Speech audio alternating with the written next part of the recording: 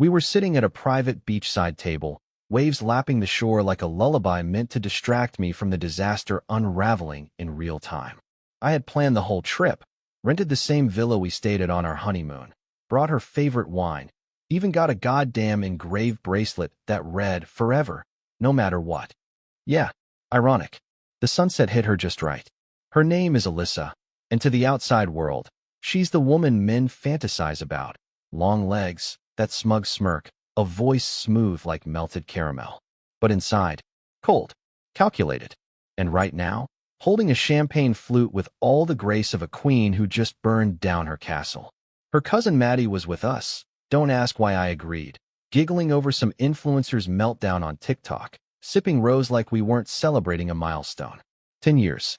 10 years of memories, holidays, family dinners, good mornings and good nights, and apparently, a boyfriend I didn't know about. Alyssa looked at me with that same nonchalant face she uses when returning a dress she's already worn to 4 parties. "Oh, by the way," she said, like she was commenting on the weather. "I sold your cabin." Silence. My cabin. The one in Lakewood my father left me before he died. The one I fixed up with my bare hands. The one I'd go to when the world was too much, when she was too much. My lips parted, but no sound came out. "I mean," she shrugged, "it just made sense. My boyfriend needed the money for his business. You weren't even using it anymore." She said boyfriend like it was an accessory. Like I was the stranger crashing this celebration.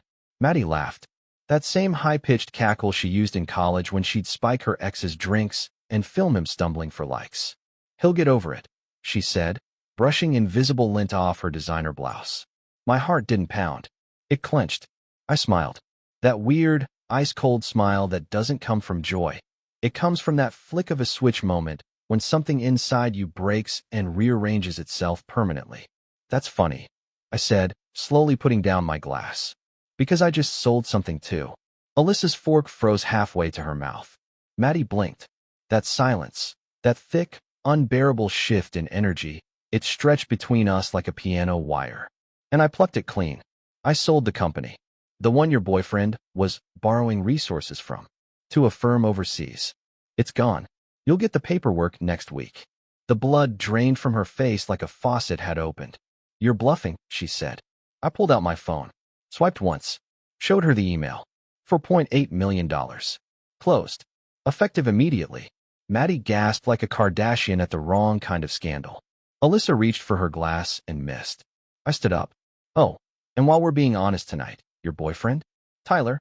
I had him investigated 3 weeks ago." I leaned in close. "I know about the money laundering, the fake crypto company, and the underage bartender in Austin. FBI's been notified." I picked up my blazer slowly, savoring the confusion and rising panic in her eyes. Her mouth opened, but no words came. For once, she was speechless. And then I added, loud enough for the couple at the next table to hear, "Enjoy the rest of your romantic weekend, ladies. It's the last one you'll be having for a long time." I walked off the beach with the kind of calm only revenge can deliver. Not because I wanted it to end like this, but because I knew this moment wasn't the beginning of my loss. It was the beginning of her downfall. You ever have a moment where your soul steps outside of your body and watches your own life like it's a movie? This was that. And I wasn't the victim anymore. I was the man who'd finally woken up. 3 weeks earlier, I had already suspected something wasn't right. Alyssa started doing this thing where she'd tilt her phone screen away from me when she texted. Subtle, but not for someone like me who'd memorized her tells over a decade. She laughed more at messages than anything I said out loud. The intimacy between us, the casual brushes of fingers, the long hugs in the kitchen, the late-night whispers before sleep. Gone like someone flipped a switch. I noticed receipts in the trash from restaurants I'd never taken her to. A pair of men's sunglasses in the back of her car.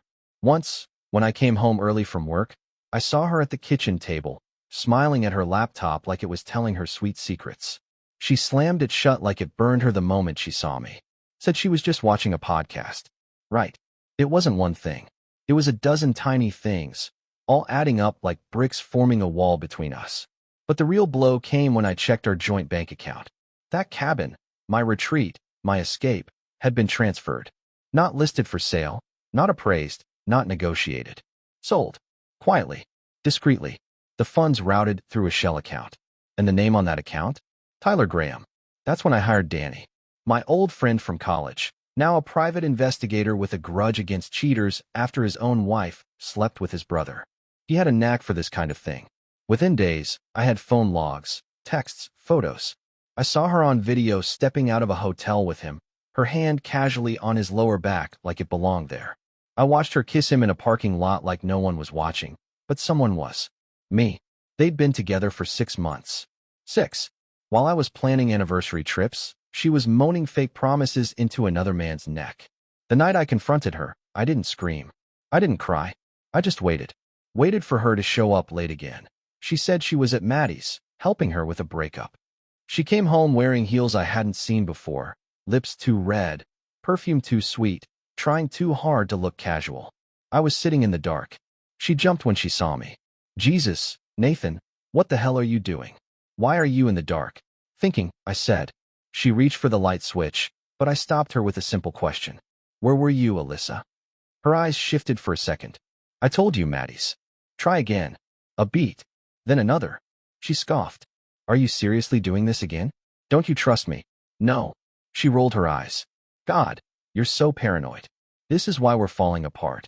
You think we're falling apart because I'm paranoid? I stood.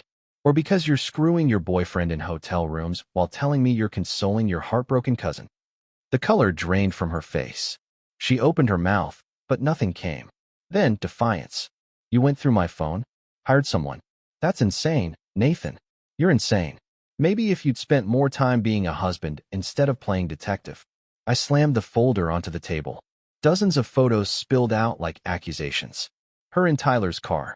Her in a dress I'd never seen, wrapped around him like a prize. Her kissing him. Her laughing.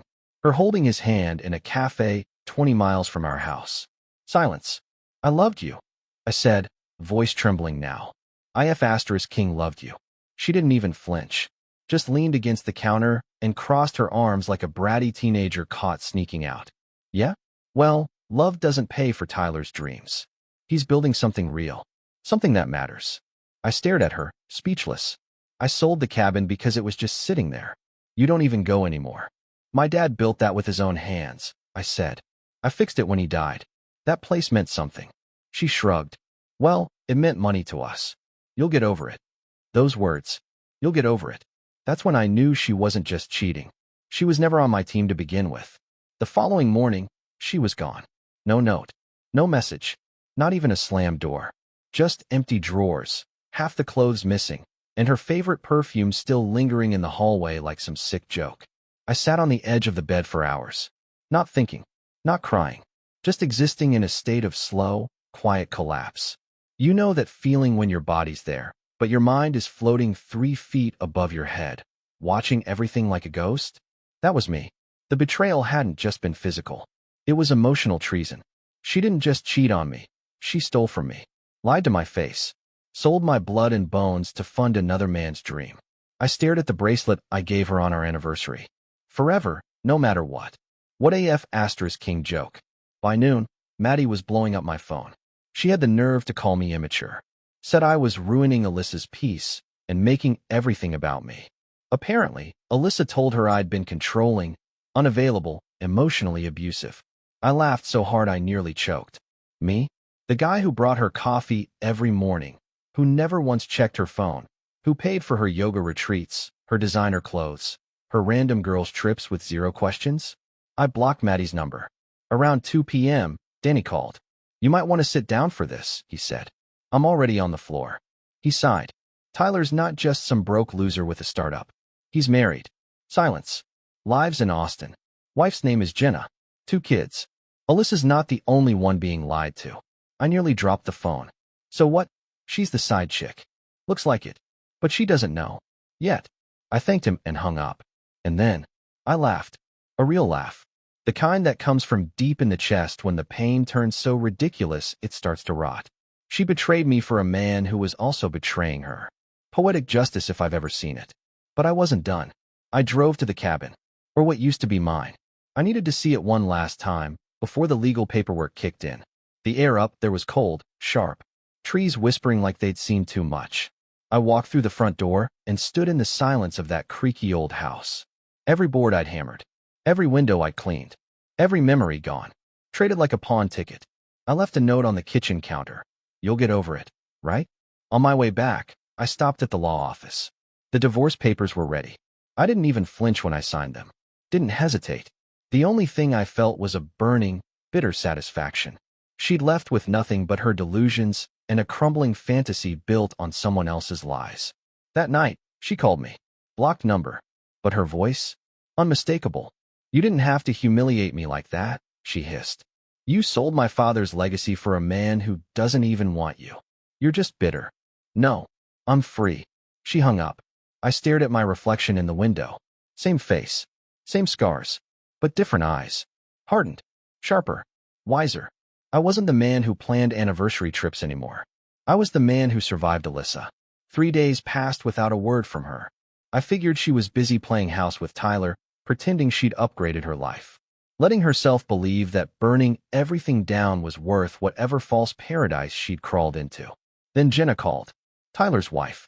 Her voice was steady, but underneath, there was this quiet tremble, like someone who hadn't slept in days. You're Nathan, right? Yes. I found your number in my husband's hidden files. I think we need to talk. We met at a diner off the highway, one of those old-school spots with vinyl booths and faded photos of Elvis on the wall. She looked tired. Not physically. She was stunning, honestly, but tired in her soul. Like someone who'd been lied to so well, for so long, that she no longer trusted her own instincts. She slid a manila folder across the table. I opened it and froze. Screenshots. Emails. Financial records. Photos. Tyler had been using Alyssa as a funnel. He was moving money through fake business fronts under her name. Her name, not his. That's why he needed my cabin sold. He needed more assets in her name to shift the heat away from him. She doesn't know, Jenna said. He's setting her up. He's planning to disappear. It hit me like a truck. Alyssa, the woman who threw away our marriage like yesterday's trash, was about to be left with more than a broken heart. She was about to take the fall for a man who didn't give a damn about her. I should have felt pity. I didn't. I thanked Jenna, left cash on the table, and walked out into the night with my hands shaking. Not from fear. From rage. I called Alyssa. She didn't answer. So I messaged her just one line. Asked Tyler about Dubai. She called back in 2 minutes. Nathan, what are you talking about? His new ID. The offshore accounts. The fact that he's got a one-way ticket and a fake passport waiting. You're lying. I'm warning. Silence. Then, for the first time since this whole thing started, her voice cracked. What do I do? I could have hung up. I should have. But something in me, maybe the ghost of the man who once loved her, said one last thing. Run. She never replied. That night, I slept better than I had in months. The next morning, the news broke. Local woman arrested in financial fraud investigation tied to crypto laundering scheme. They showed a blurred mugshot. But I knew that dress. I knew those eyes. Alyssa, the queen of cold smiles. The master of lies. Now standing behind bars for a man who vanished the same day. Poetic. King. Justice. I watched the footage on mute. Didn't need the sound. Her eyes said enough. She wasn't crying. Wasn't shouting. Just blank. Like someone who finally realized the world doesn't revolve around her whims. I imagined the cell, the concrete, the cold meals, the cheap mattress she'd sleep on while the man she destroyed everything for disappeared into the wind with her name still smudged across fake bank accounts. I should have felt vindicated. I didn't. There's a weird numbness that settles in after everything ends. Like your brain doesn't know what to do without the chaos. No more late-night fights. No more wondering if she's lying. Just silence. And silence is a brutal companion. I went to the cabin's empty lot the next week. Bulldozed. Gone. Not even a plank left. All that was there was a burnt patch of soil and an old nail stuck in the dirt like a headstone. She erased it for nothing. I picked up the nail, turned it over in my fingers, and pocketed it. A souvenir of everything she stole, everything she lost. The lawyer called the day after. Her legal team is requesting character references, he said. I laughed so hard I had to put the phone down. Character. Alyssa. Those two words don't belong in the same sentence. Apparently, they were trying to argue that she didn't know what Tyler was doing. That she was manipulated. Used. A victim. Which, on some level, might be true. But not completely. She wasn't innocent. She might not have known all the details, but she knew enough. She knew she was selling something that didn't belong to her.